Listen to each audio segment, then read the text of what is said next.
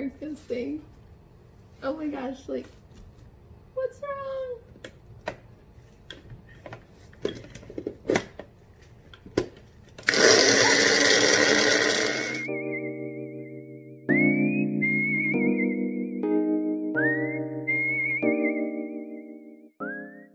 Hello crafters, and welcome to my very first edition of 100 Days Till Christmas Craft vlog.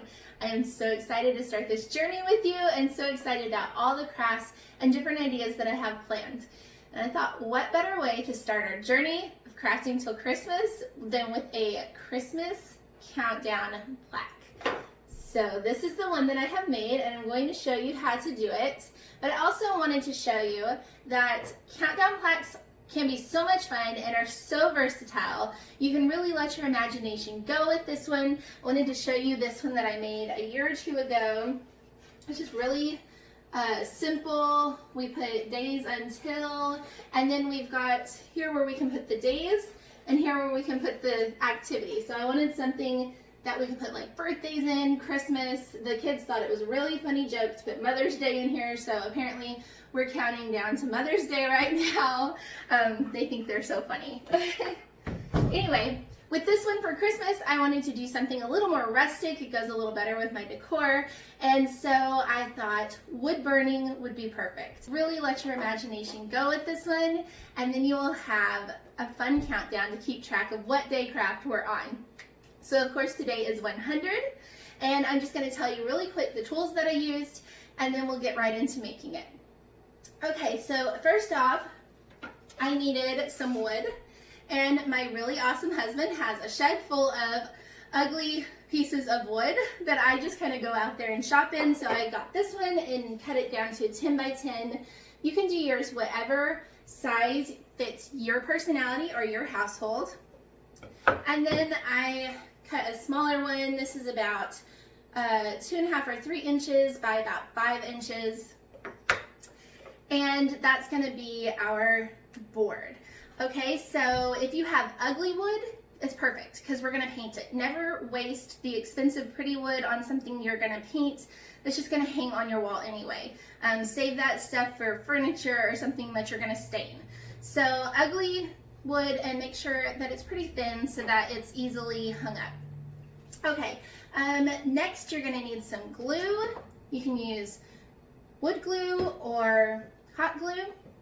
I also used a sanding bar. You can use sandpaper just to get off those rough places on that ugly wood. And we've got paint. I just used cheap acrylic paint.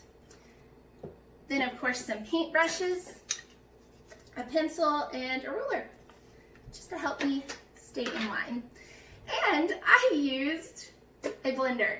You do not need to use a blender. As a matter of fact, using a blender was a mistake, but I read a lot of how-tos in the past on how to make chalk paint, and somebody used a blender to help it mix up better. It was a total mistake. I should have just mixed it by hand. If you are making your own chalk paint, just mix it by hand and skip the blender. So to make your own chalk paint, you will need some black paint, or really any color that you choose, and plaster of Paris. The mix is going to be 1 part to 3 parts paint. So 1 part plaster of Paris to 3 parts paint, and you'll just mix until smooth, and you want that to be like a pancake type consistency. I also covered my workspace with some paper and used, my box is falling apart, but I used my wood burning tool as well. And you can get those for fairly cheap. If you have a Harbor Freight, I think they were like 10 bucks there. If you don't, you can get them at Walmart or another department store or craft store from like $13 to $20, depending on which kind you get. So fairly cheap, and you will use that for many things. It makes a lot of fun. And then whatever embellishments that you want to use to make this your project. Okay, I think that's all the things that I used, and now I'm going to show you how. First, I covered my workspace because y'all know I'm a mess. Then I used my sanding bar and just sanded off the rough edges and the splinters from the wood. I didn't really worry about how the wood looked itself since I'd be painting it anyway. Did this to both pieces. As you can see, there's a lot of imperfections on this wood, but you really can't tell in the final project. Next, I mixed my plaster of Paris and paint to make a chalk paint. It is 3 parts paint to 1 part plaster of Paris. I decided to use my blender because I was under the impression that it would mix faster and easier, and since I was mixing the entire bottle, I thought that would be a good idea. It was not. Don't try it. Simply take a spoon, which I ended up doing anyway, and mix the plaster of Paris into the paint. You want it to be a pancake mix type consistency, not too overly thick, but also not too thin so that it dries with that really good chalkboard finish.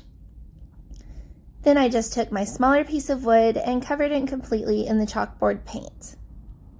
Taking your larger piece of wood, cover with your base color, which I used antique white.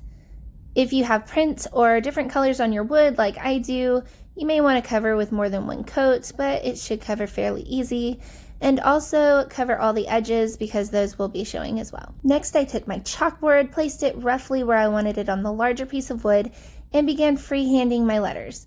If you are not confident in freehanding, then feel free to use stencils, or you could even place lettered stickers on your board and trace around them. I knew that I wanted a more rustic look, so I wasn't too worried about my handwriting being perfect. I did use a ruler at the bottom so that I could keep my Christmas straight. I also knew that I wanted the last part of the word Christmas to be a little bit smaller than the first part so that the word Christ really stood out.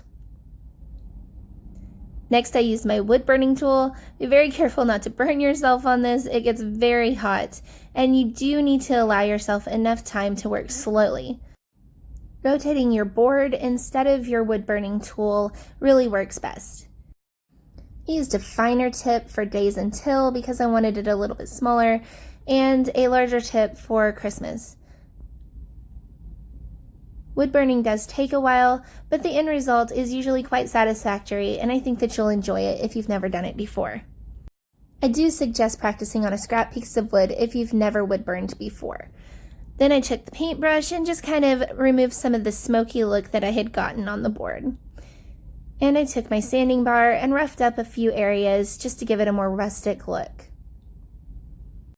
Using my ruler, I found the middle of the board and positioned the chalkboard where I wanted it to go.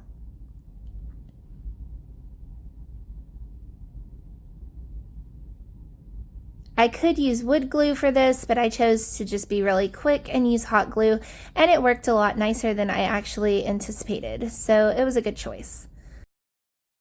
The embellishments I chose to use were a little I love snow sign and a snow shovel. This is actually something I've had in my drawer for a while. I'm pretty sure my awesome crafty aunt gave it to me, but you can use whatever you want. This really is a good way to let your style reflect in this project. All that was left to do was grab my chalk and start my countdown. Not every project will deal directly with Christmas. Some will be things that we can give as gifts at Christmas. We're going to stop by Thanksgiving and, of course, Halloween along the way, and we'll do some fall projects as well. I would love to see your projects in the comments. Thanks for crafting with me today.